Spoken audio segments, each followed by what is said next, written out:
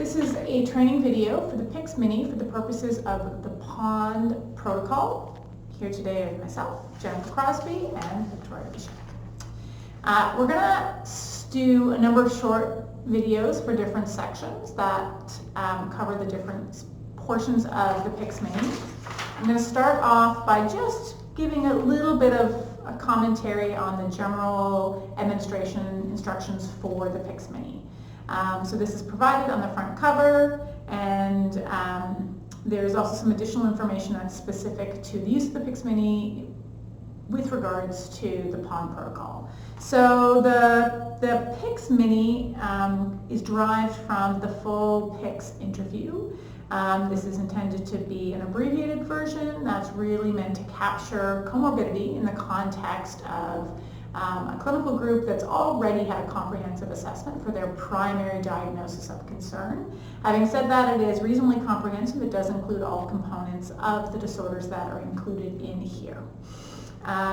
It is a semi-structured diagnostic interview, and ultimately it is up to the decision of the interviewer to determine whether or not a symptom is present based on the information provided by the parent or the individual who you are speaking with, the guardian. And so ultimately the interviewer wants to ask enough questions so that they feel like they can in fact sufficiently indicate a symptom is present. And one of the main overlays with this interview, as well as all interviews, is that you're trying to get at whether or not the symptom is developmentally inappropriate for that individual. I'll try to capture that somewhat, there may be another opportunity offline to have sort of further discussion of what that looks like, or particularly tricky symptoms or issues that may arise. Before you would start this kind of interview, with any kind of interview, some basic demographic information would have been attained, a little bit about developmental history, so I'm not going to redo that portion of that.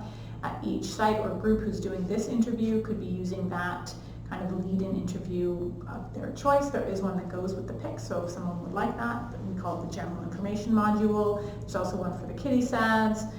For individuals who've already done an ADOS with somebody, they also would have collected most of that information. So the assumption is that you've already established a relationship with the person that you're interviewing with basic core information about that person, about the child or youth that you're getting information about. So you already have that basic information that you can integrate this interview into.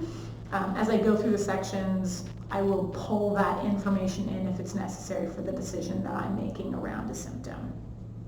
At the end, I will provide a summary of what the scoring was for this. We may do that in a separate interview. As I said, we're going to try to do these into kind of several small bite-sized videos just to make them a little bit more manageable. I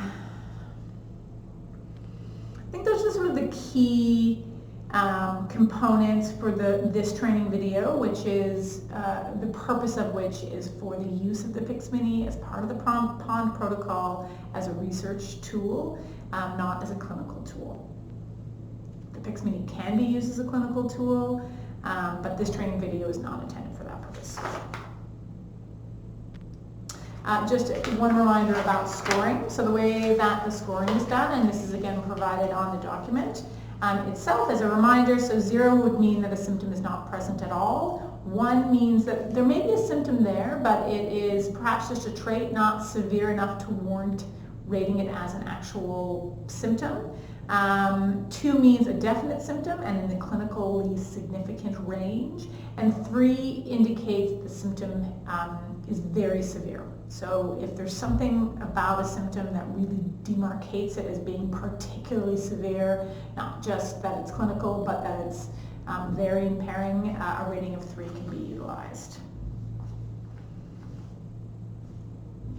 So ultimately, what you'll try to have a parent or guardian or whoever's providing the interview do for you is to provide examples of what these behaviors or symptoms look like, and for you as the clinician or the interviewer to determine whether or not you think it meets the clinical criteria for that symptom. And I'll go through and hopefully provide some examples so that that feels more clear. Before I shift, Victoria, who also does the interview quite regularly, do you have anything else to add to this sort of introduction section? No? Okay.